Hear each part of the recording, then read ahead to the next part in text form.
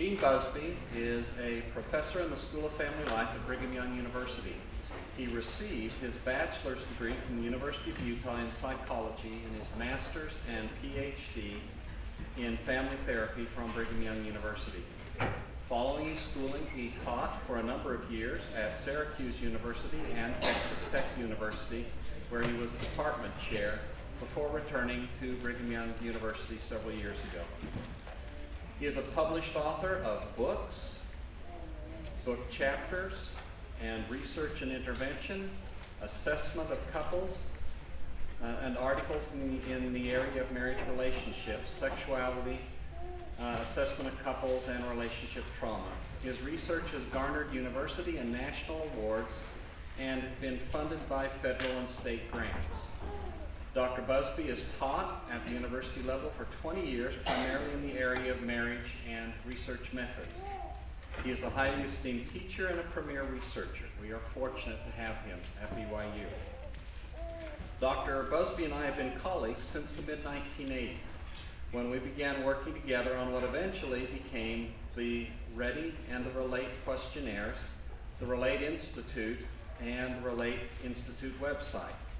He was instrumental in the development of the questionnaires and then the Institute, and is now the executive director of the RELATE Institute.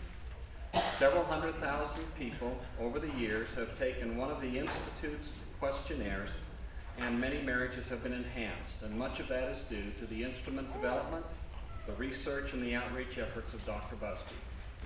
Dr. Busby has been married for 28 years, and he and his wife Colleen are the parents of 3 sons and 3 grandchildren. It's my pleasure now to turn the time over to Dr. Dean Busby.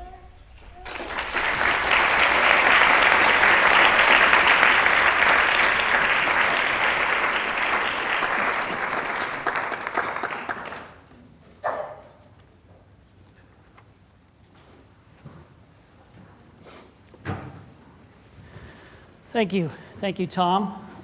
It's good to be with you this evening. Normally when you do this sort of thing, the opportunity is to kind of give an overview of the research that you've done across the years.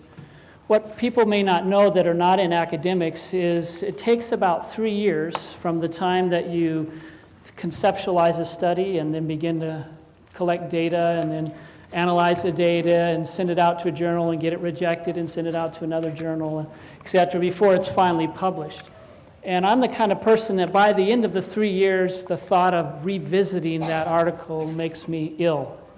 And so rather than induce you to be ill as well, I thought I would present some new material that I've been working on that I think will fit this particular audience quite well.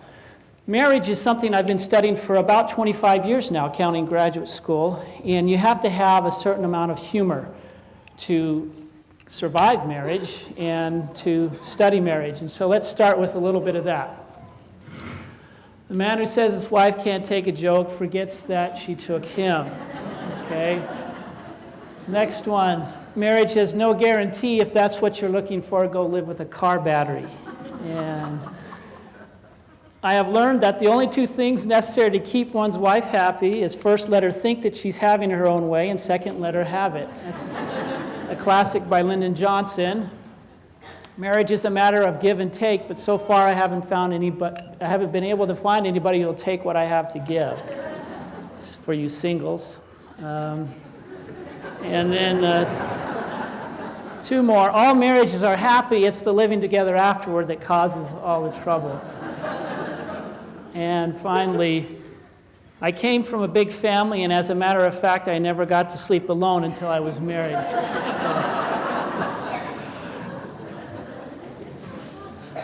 And the last one is a cartoon here that I enjoyed, having been a therapist for a while.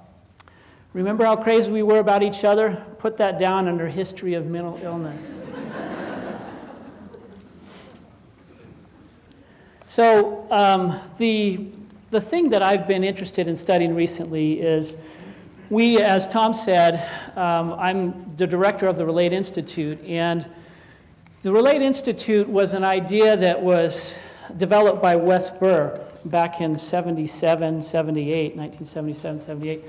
And he wanted to give couples an evaluation of how their relationship was doing. And he and Tom stumbled upon this genius idea that if they gave couples something back from the assessment that they gave them, the questions and the questionnaires, that the couples might actually pay them to do research on them. So this great idea took off, and since that time, well over 100,000 people have taken the instruments.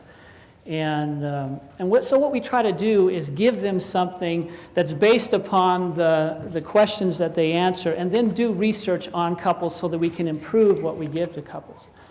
Well, one of the unintentional things that has happened over the years is because the instrument started at BYU, is about 25% of the people who take it are LDS, which means at this point, about 25,000 LDS individuals and couples. Probably the largest single database on LDS couples in the world, is my guess, at least with extensive couple measures. But most of us as scholars in the Relate Institute have had our audience goal has been to speak to the national audience. And the journals would prefer national representative samples. And so we typically actually struggle with all the LDS couples in our sample set. And we take one of two approaches usually. The Governor Boggs approach, which is to exterminate them all from the sample. Or once in a while we approach it like Governor Ford, where we leave a small group and about 2% like the national percentage of LDS couples. And so basically this 25,000 couples have been untapped. And so last summer I thought, well, I'm going to be speaking at this lecture to 99% of you probably LDS. So let's look at these couples for the first time. And it's been fun. It's been fun to dig into it. The advantage is you get fresh research. The disadvantage is it hasn't been published yet. And so between now and the time that we pursue publication, a few of these things may change as we get into the data a little more clearly. So let's dig in here. The first thing I had to figure out was, with over 300 variables, what do we want to look at? And as Jason Carroll and others have taught us over the years, and Tom, you need a theory. You need to think about ideas before you go in fishing in the data, and so you set up a study and really come up with some ideas.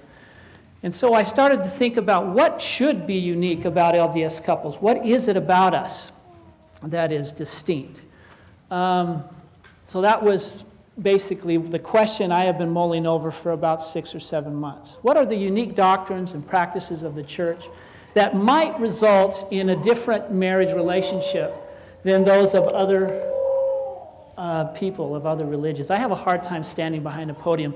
I must wander, and so just hopefully you can handle that. So that's the question I started to ask myself. And there were a couple of experiences that came to mind as I started with this question. A few years ago, I think I was on an airplane. I don't remember. Maybe it was another form of transportation. But I was speaking to a young lady, and she asked me, where I was from. And at the time, I was actually at Texas Tech. And then she asked me, when she found out I was a professor, where I got my degree from. And I said BYU. And she said, BYU, what is that? And so I said Brigham Young University. She had no idea, and I said, well, it's an institution that is supported by the Church of Jesus Christ of Latter-day Saints. And she looked at me, what's that church? And then I said, the Mormon church, and it still didn't resonate with her. And so I talked to her a little bit more, and then she says, oh, you're the family church, right? That family church. And somehow in her limited experience with our church, she had a sense that we were the church that focused on the family. Then just recently, actually just last month, a member of my ward got up and bore this testimony, said these words to start his testimony. I love my family, and I also love my church because it helps me love my family better. And again, capturing this idea that we were a family-oriented church. So I thought, what are the doctrines that are central to our institution that might generate people's awareness that we are the family church? So there's two scholars that I enjoy reading about our faith. One is Richard Bushman, and the other is a guy by the name of Davies. He's from England. He's a non-member And Dr. Bushman is a member. And so there's two statements that they made that I think really helped me organize this research. This is a statement that Richard Bushman made when he was referring to the revelation on the celestial marriage, the 132nd section of the Doctrine and Covenants. Marriage was the basis for human exaltation. To those sealed by that priesthood, the promises were startling. The great godly power was procreation, the continuation of the family. The ultimate social order of heaven was familial. To be exalted, men and women must be bound together. And he goes on to say this: the marriage revelation culminated the emergence of family theology. More than any other previous revelation, this one put family first. And he went on to talk about how revolutionary this is. The Protestant religions which dominate the U.S., especially at the time of Joseph Smith's life, were focusing on the individual experience and connection with God. That was part of what made them unique from the Catholic religion prior to that. But the family wasn't central to their doctrine. And Joseph Smith came along and through these revelations really put family in the center. Then the next piece of information that sort of helped me organize this work was, again, the author Davies. And he talked about the centrality of the temple. And in his opinion, the unique doctrine of the church was the temple doctrine. And this is an interesting concept coming from a man he's a non-member, so I assume he's never been through a temple ceremony, but he has studied it extensively. Listen to his words here, very interesting words. It's about the temple. The temple walls, or some specific rooms within it, were painted with murals depicting various aspects of religious dispensations with the total plan of salvation. So teaching verbally as well as by visual cue and by physical action on the part of the initiates all conduce to a practical display of the theological concepts. Each Mormon becomes an iconographic representation of truth. Special temple clothing and activity allows the individual to enter into the system of ideas which constitutes the restoration. And then the final statement from him: in this sense, the temple is an iconographic expression of restoration truth. What it demands of the faithful is moral purity of intent and participation rather than doctrinal precision. Experiences gained at the temple help foster and forge experience and ideas within an artistic representation. So if you pull these two statements, these two authors' ideas together, what we have is a theology and doctrine that focuses on the couple and the family relationship as central to exaltation, and that is acted out in an artistic drama way within the walls of the temple. This made me think back to some of the old material on the marriage dance. As many of you probably know who have visited other cultures, many cultures have a dance that's called the marriage dance. In Chile, there was a dance called La Cueca, and it had a specific sort of style to it. And these dances are very, very similar across culture. The idea is, well, let me pull in this the next material, then I'll give you more of an idea. It links to some of the old words that we use in English that we no longer use that talk about marriage.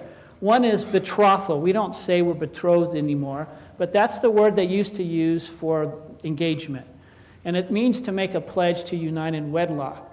And that's that interesting word of wedlock, to pledge or to promise. And the lock part means a gift or an offering in the form of a play or dance. And so that's starting to sound a little like our temple experience, the artistic expression of what we do. And so what wedlock means, or marriage, is the redeeming of the pledge that you make at the betrothal by uniting a man and a woman in the dance of intimacy for the rest of their lives. Isn't that a beautiful way of thinking about marriage, that it's this dance of intimacy? Boy, there's a bad spot right there. I'll stay away from that. So this dance of intimacy is what the word wedlock means. We have a very unique dance. So the dances that you see culturally are kind of like this. Typically there's some kind of a pursuit. The male kind of gets interested in the female at the early part of the dance and looks at her, goes close to her, and then she kind of backs away, and it's just, you can see the pursuit. It goes like this, and sometimes he'll touch her on the shoulder, and then she'll withdraw, and then he'll catch her again, and eventually most of the dances end in some form of embrace, with the couple coming together, symbolically representing the union, the physical union that they'll experience in marriage. So that's the idea behind these dances. We have a very unique form of this dance. I don't know anything like it in the world. In our dance, we first have to experience this with God. And only then, after we have been encircled in the arms of His love, to quote Lehi, the embrace in the temple, is she or he ready to be engaged in the wedding dance with another human being. So our dance includes first an experience like the dance of La Cueca, where you approach God slowly with gestures and other things and light touches, and then eventually it ends in an embrace. And so what we have, this unique pattern of LDS doctrine and practice, is that a person has to be worthy of a relationship with God to be worthy of a relationship with a spouse. This has great power for us, I think. First, we have to be connected to God. Then we're ready to be connected with a spouse. Common marriage is the right of any person in our culture and any others, regardless of the conduct or spiritual worthiness. Eternal temporal marriage, the singular type of marriage discussed and taught in church, is available only to those who have made serious covenants to raise their lives to a higher level of conduct. This practice and doctrine are likely the most unique and distinguishing features of our faith, and the implications on marriage and family life are profound. And you will see this as we go through specific data at how our couples look different. So here's my research questions. How might we expect to see the effects of this unique dance in the individual and couple experiences of our people? How might the strong relational natures of our theology and rituals manifest themselves in our relationships? So basically, what I expect to find as I moved into these data were more relationally oriented attitudes and decisions and behaviors. But when I looked at individual characteristics and qualities, I would not expect to find much unique between the LDS and the other faiths. So that's my general idea. And here's the theory that I was working through, or the model that I was working on. I guessed that our religion over here and our religiosity would influence the relational attitudes that we have, which would then influence the decisions we make, like when do we marry, who do we marry, when are we sexual with the people we're in love with. Then the relational behaviors, such as how we talk to one another, how considerate and those sorts of things. And then the outcomes, how satisfied and stable our relationships are. So that's the model I go after here with these data. Let's talk first about relational attitudes then. 3 of them we're going to look at in more detail. The importance of marriage is a scale that essentially asks individuals, how central is the idea of marriage for you? How important is it for you in your life?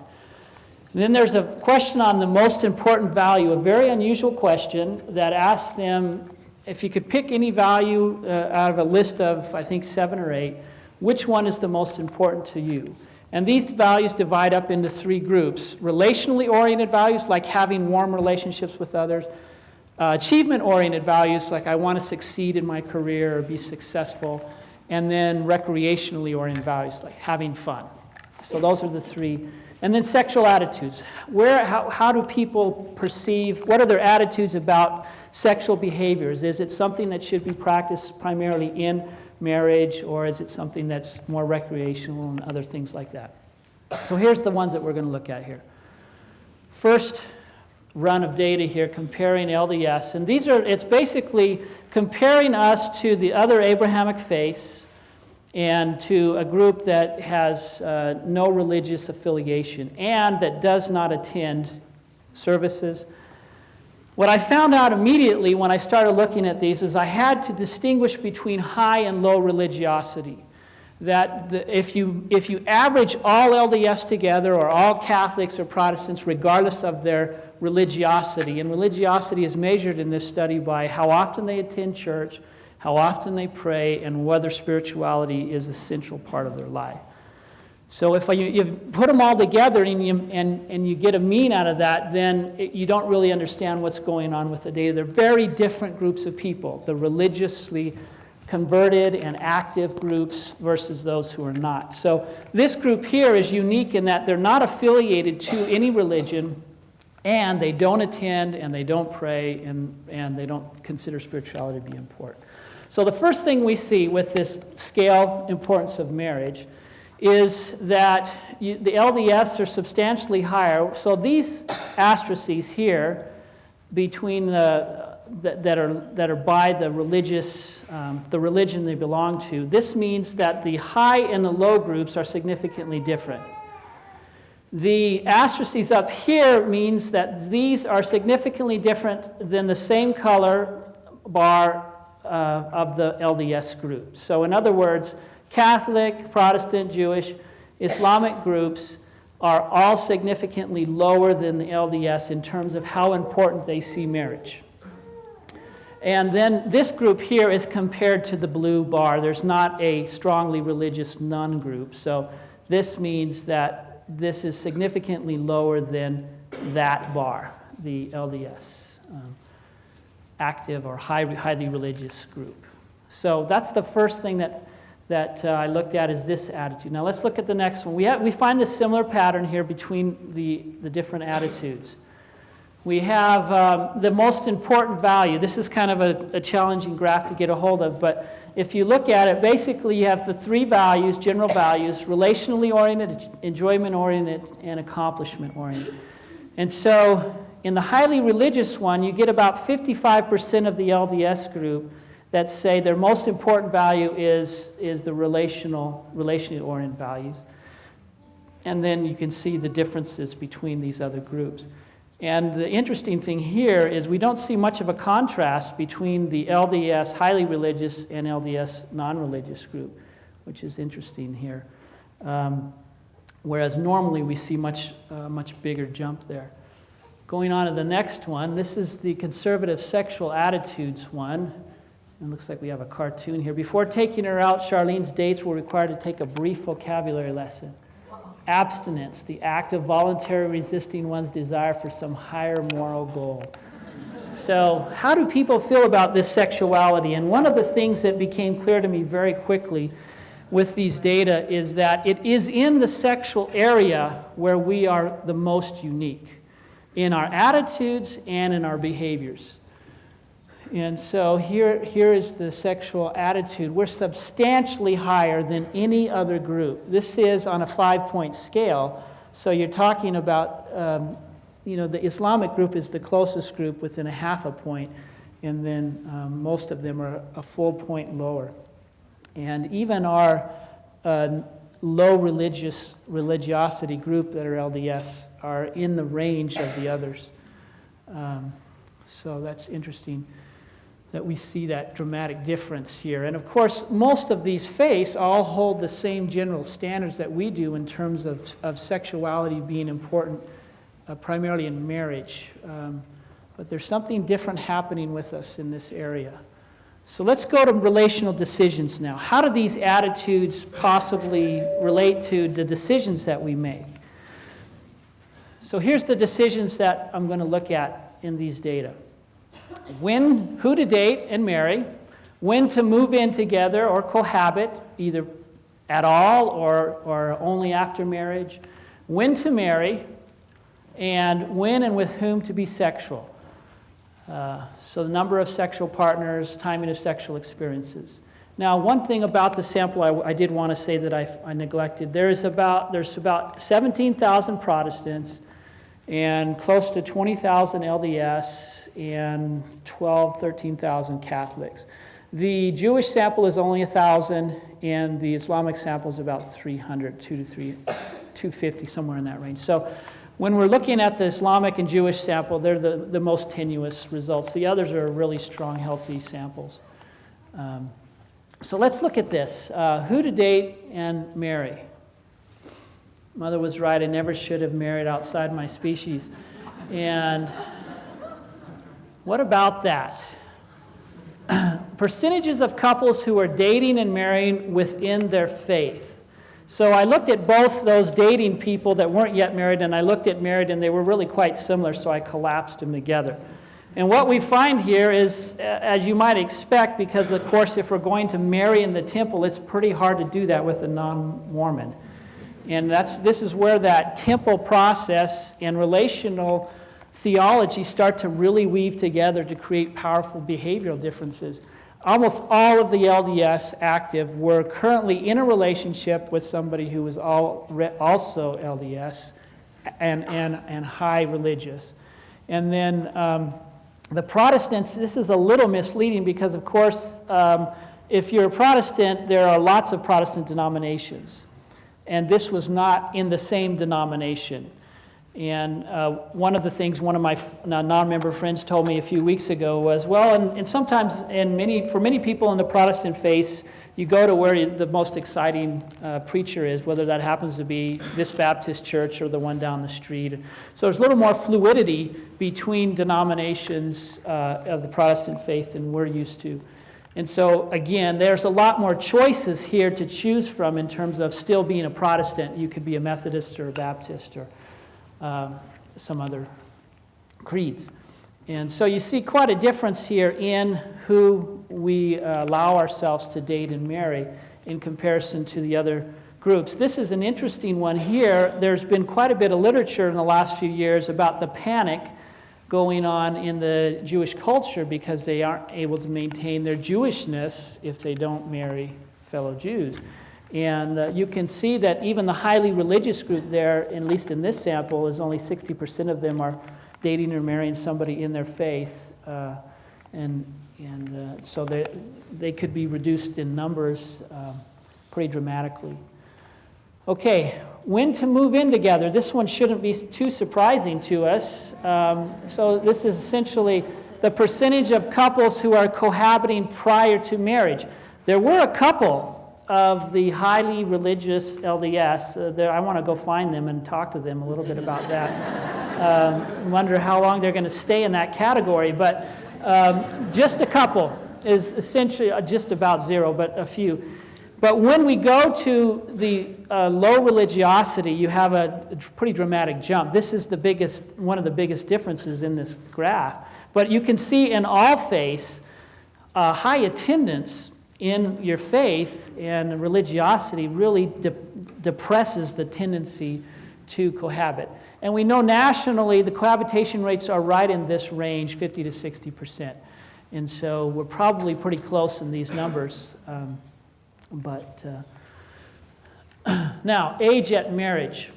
This one is fascinating because, well, you talk to people who are not members of the church, and one of the things they say, well, you guys do some great stuff for families, but you don't have sex, and so people get married too fast and too early, and they make mistakes. So that's the sort of idea, right? And we do marry quite a bit earlier. It's about a 4-year difference. The national marriage rates are somewhere in the 27-year range for males and 25, 26 for females.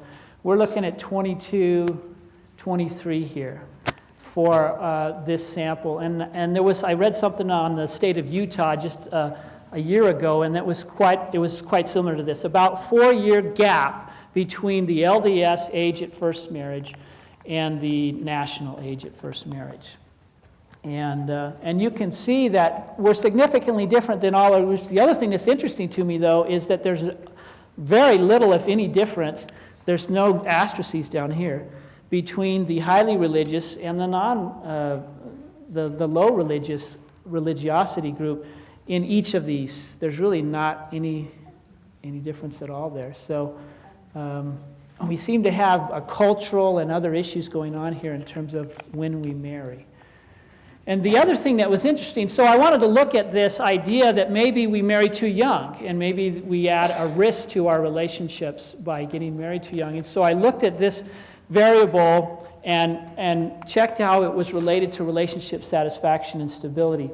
And if you marry before 20, you're at higher risk for having a less satisfying and stable relationship. But once you get to 20, the relationship sort of flattens out. So before, it's a curvilinear relationship. So before 20, you don't want to be marrying that early, basically, according to the data. And then once you're in the 20s, it doesn't help you if you're 21, 22 as compared to 20. It's just a flat top there. And then the curious thing about the LDS is when you get to 25 and 26, it goes down again. So there is maybe something to Brigham Young's statement about the menace to society. I don't know. And I did not find that relationship for the non-LDS groups. So we're very unique about this. We marry earlier, and it doesn't seem to negatively affect our relationships unless it's before 20, and then unless it's over 25, 26. So, all right, so now let's talk about, let's see a little video clip here.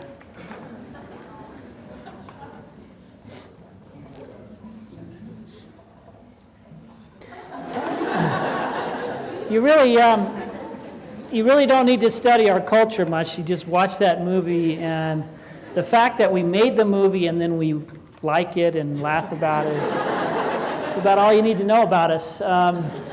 Very unusual group. But you notice there's kind of this idea that these courtships happen very quickly.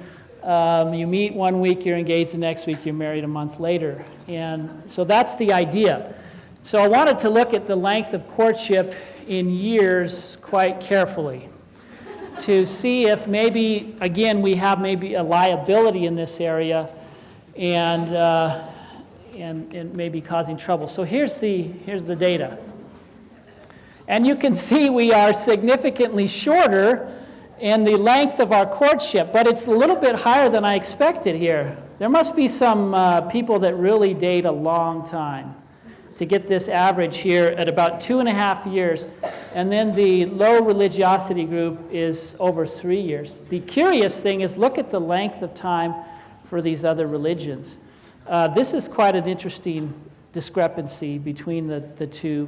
The religiously active Jewish group is way low compared to their less engaged group. But then, so I wanted to look at this more carefully because I had a sense that there were some problems with some outliers. And of course, there were some people that had courtships 5-6 years long. And there was a big group that had courtships that were around the 6-month period of time. And what I found, again, trying to connect the length of the courtship to their relational satisfaction and stability, is if you were in a relationship for less than 6 months, it negatively, before you married, it negatively influenced your relationship outcomes. If once you got to 6 months and a year and a half, that was the top peak point. There was no additional advantage to having a longer courtship than about a year and a half. And then again, after a year and a half, as we moved in the 2, 3, 4 year stage with LDS, it actually had a negative effect on the relationship outcomes. So what's probably happening with that group is we're getting people that are quite concerned about some aspects of their relationship. And so they're not marrying and they're continuing to court and date longer and probably picking up on that in that longer courtship pattern. So now we move to the sexual behaviors, and this is where you see the most dramatic differences between us and some of the other faiths. Very strong differences here, even within our faith in terms of the strongly religious and the less religious here. The average here is about 1.4, 1.5 for those who are highly religious, and then it's about 6, a little under 6 for those who are low. And then we get these numbers that are quite close to the national norms. Some of the national statistics say that the average number of sexual partners per individual is between 5 and 8, somewhere in that range. This is a little higher here than that number. And I have thrown out some people that were probably lying. They said 150, it may be true, but they were throwing things off. So anyone over 100 I eliminated from the sample.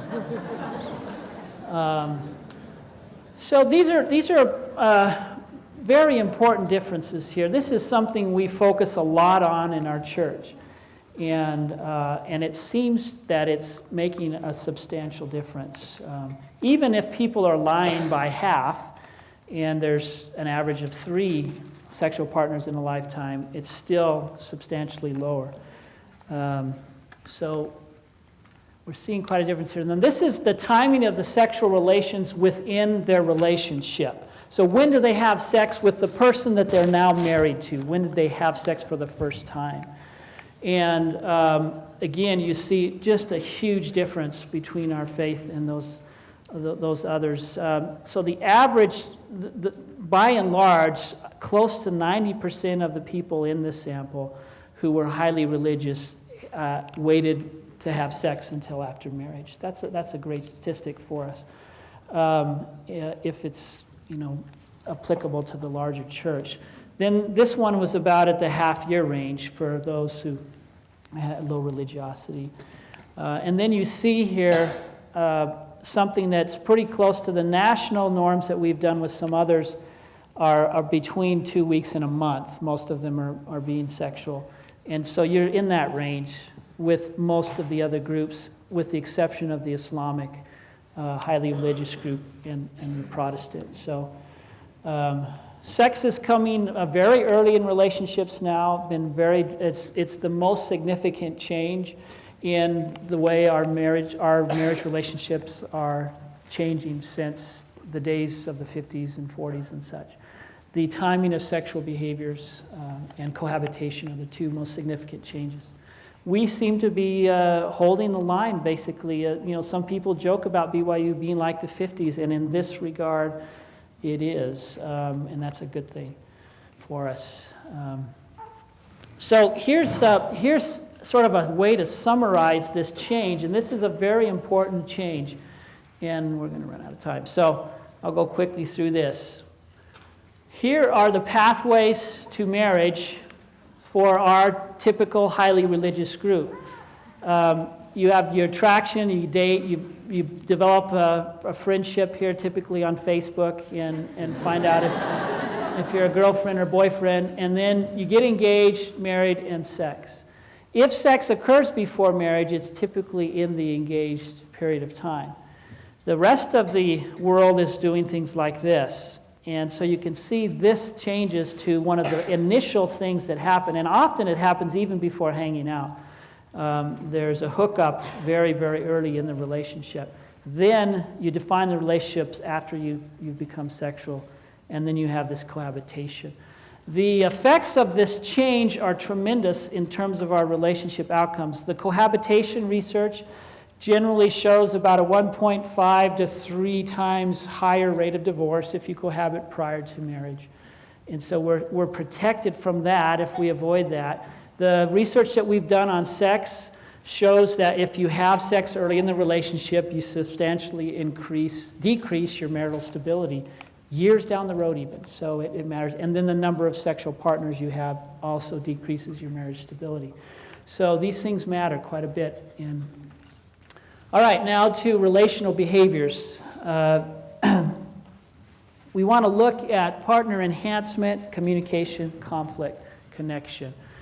Now, you might remember, I'm going to actually skip the enhancement stuff because we're going to run out of time, but you might remember that one of the hypotheses I had early was that we would probably see differences between relational behaviors, but we would not see differences between individual behaviors. So let me slip through the next couple of slides here, and we'll go right to here. So here's a positive communication graph. It shows us well, not really a graph. We have a cartoon here. My marriage is in trouble, Barbara. You ever tried communicating with a hammerhead? So communication is, of course, a central and important variable to marriage. But when we look at differences between the religions, we see that there aren't any, really. There's no asterisks except for between the Catholics and the LDS, and that's a very small difference. You're talking about 3.9 compared to 4.0, somewhere in that range. But it's still significant because the sample size is so large. But there are no other differences between the highly religious groups in terms of how positive their communication is. Where we start to see the differences is how you view your partner. And that's where the important differences are in couple data. So I'm going to back up just real quick to this graph and show you why this matters. So here's the typical data that are gathered on couples. I just get how the male thinks how agreeable he thinks he is, and then how agreeable the female thinks she is. So this is view of self. That's the typical data. In fact, if you go on to eharmony.com looking for a partner, and you fill out their personality scales, which they have, you will rate yourself on this exact factor, agreeableness. Sometimes they call it kindness or another. And again, this is the most common data that we have. It's the least important data. We know that individuals rate themselves more attractive, more intelligent, more kind than they really are, the average person. Something silly like 70% of us think we're more attractive than the average. There's a problem there. And so we overrate ourselves, and our rating of ourselves is the least important rating in terms of predicting marital outcomes. But when we get to the spouse, so you might think if this is eharmony.com that this couple's doing pretty good. They're pretty high on agreeableness, and they both have similar levels. And that's what they do on eHarmony. They match people by similar levels. So we might say, great relationship, right? Well, here's the kicker. Okay. Yeah, you got it. You got it. I don't even have to say anything, do I? So this is if you only pick one thing to measure, one thing, ask the woman how agreeable her husband is. It's the most significant predictor of relationship outcomes of all of the personality measures, but it's how she feels about him, not herself. And this couple's in deep trouble. You wouldn't be able to tell this without couple data and asking people to rate their partners. And then the other thing that's important is the difference here is what matters so much.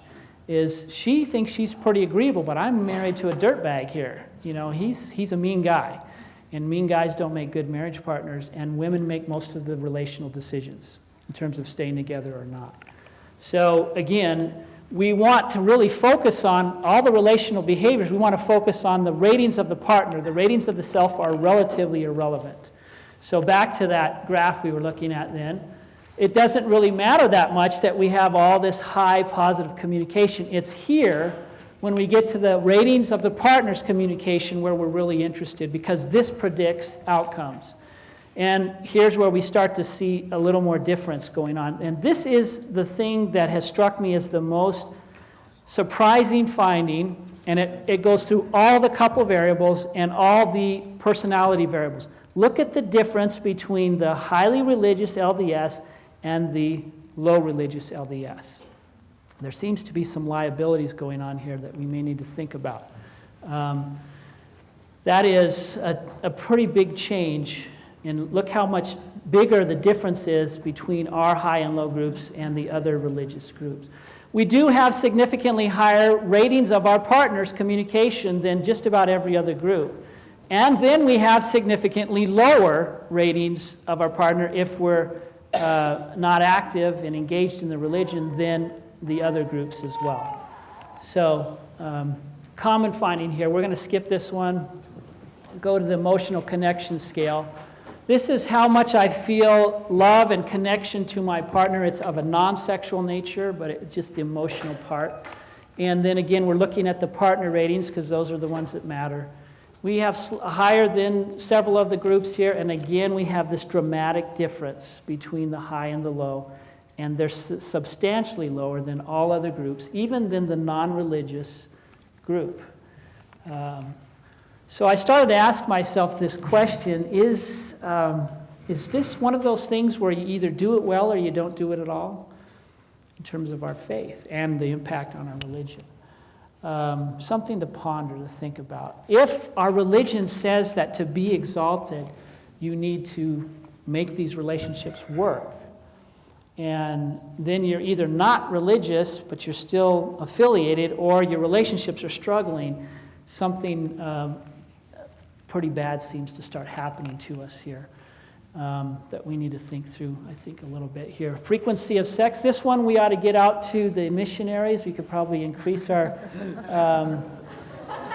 converts pretty rapidly, especially in the male population.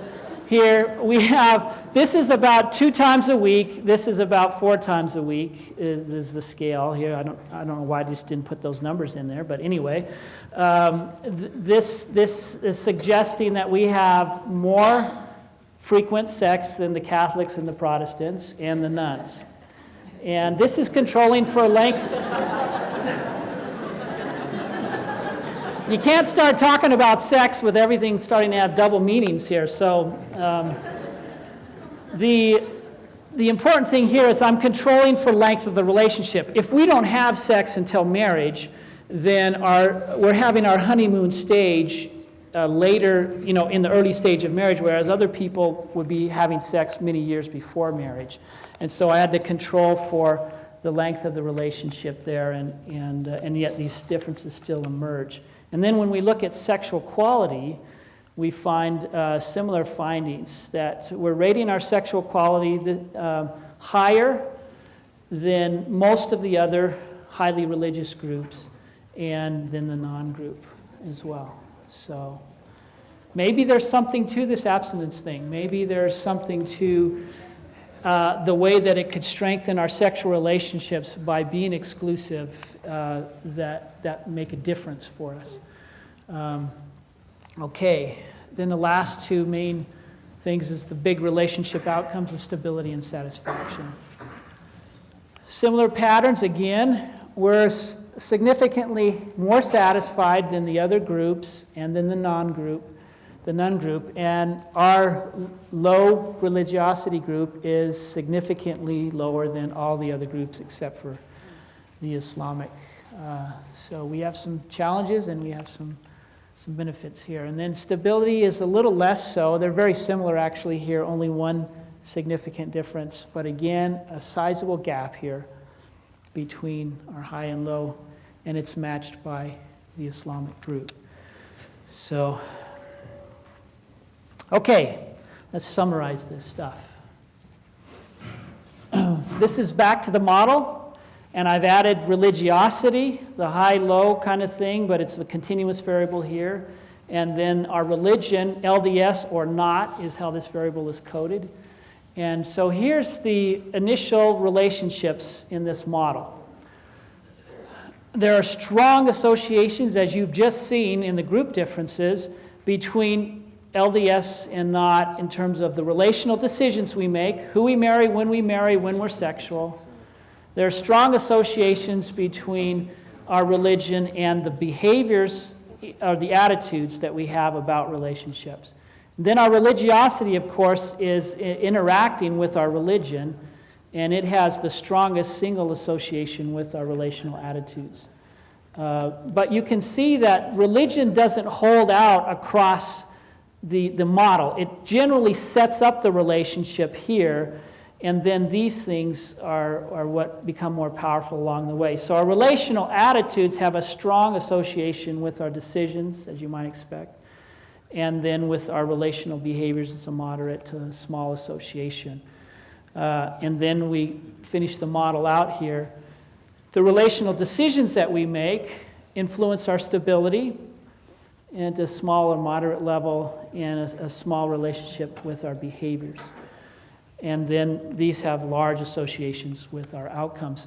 This is a good thing. We would hope, maybe fantasize that our religiosity and religion might have a powerful direct effect out here.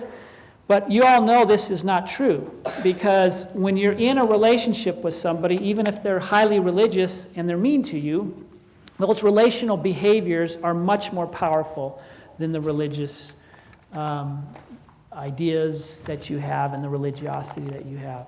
So these should always outweigh substantially in terms of predicting these outcomes, any of these preliminary things. But they do set up the relationship for us. So, conclusions. Our faith matters in both a positive and negative way.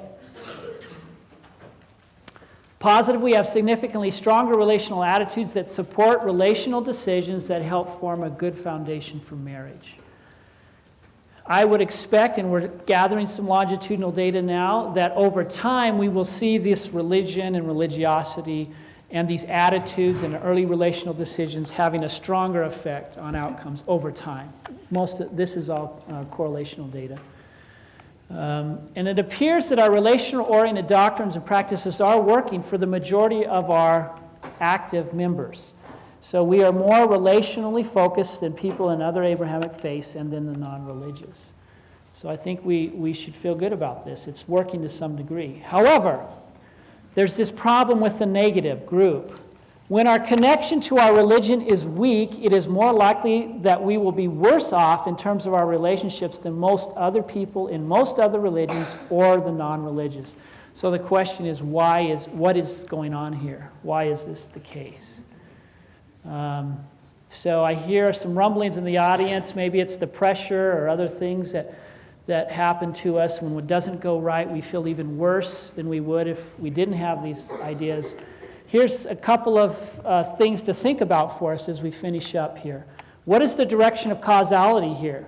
Does our lower religiosity lead to worse relationships, or worse relationships lead to lower faith? Every person in this room can probably point to examples of both of these. You know people who, if they were just a little bit more engaged in the religion, they would probably be doing better in their relationship. And you know people who have had a relationship go south on them, and then their religiosity also tanks. And we see this happen all the time. So it must be both. We need to dig into this a little bit more and see who is doing this and what is the sequence, what comes before which, and how do these groups look differently. The participants' parents' marriage, so this is something I didn't show you a graph on. So my parents' marriage relationship was the variable most strongly associated with lower religiosity. So in that group where they're not very engaged in their religion, and this was across all the religions, the best predictor I had from the background factors was their parents' marriage. So even that is a relational issue, isn't it? I learn about relationships in my family of origin, and maybe that then creates a difficulty for me in engaging with my faith and or in having the relationships that I want to have. Perhaps we need to start thinking about marriage education more systematically, especially for vulnerable members. If we're going to emphasize to people, think about the difficulty of this. You have to make your relationships work to be exalted. Then you join the church and you get this message over and over, and maybe you have a pretty rocky relationship. It's just a hard thing. It's a hard transition to make work. We probably need to do something more systematic. Those other faiths do this. There's regular and consistent marriage education, premarital education that they do before they marry people. We don't do that in a systematic way. We do it in our homes, which is working, but not for some people. Perhaps we need to start thinking about first aid when our relationships are strained. In terms of if we want people to stay engaged with the faith, when their relationships start being strained, we may need to start thinking about relationship first aid going on there, some crisis intervention kind of stuff. Okay, finally, I do want to acknowledge the Cutler family for providing this award, and I think it's wonderful to provide venues for people to discuss their scholarship. Lena, my graduate student, helped me with the slides and some of the research on this. I always want to thank Dr. Holman and Dr. Crane for getting me started on the right track in academics. And Dr. Carroll, currently we are doing some really fun things together in terms of theory, and it's been a great blessing to have that relationship. And the couples. And then finally, you can't study marriage unless your marriage is doing okay. Think of how torturous it would be to study something like this and think I got to go home to a difficult marriage. My wife has been just a wonderful support to me, and I appreciate that, as well as my parents, my in-laws. So finally, the last statement I want to make. This is a statement from Maggie Gallagher, and I think it encapsulates a lot of what we've been talking about today. Today, we have learned through a painful process of social experimentation that it is not free love, but the vow that is daring. To dare to pledge our whole selves to a single love is the most remarkable thing most of us will ever do. And I say these things in the name of Jesus Christ. Amen.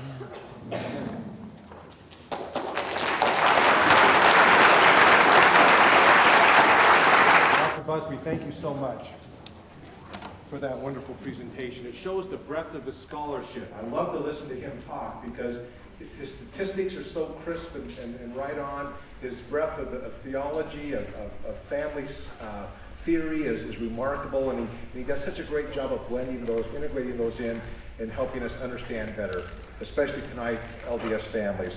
Dean, you want to come up, please? On behalf of the School of Family Life and the College of Family, Home, and Social Sciences, we'd like to present you with the Virginia Cutler Honored Faculty Lecture.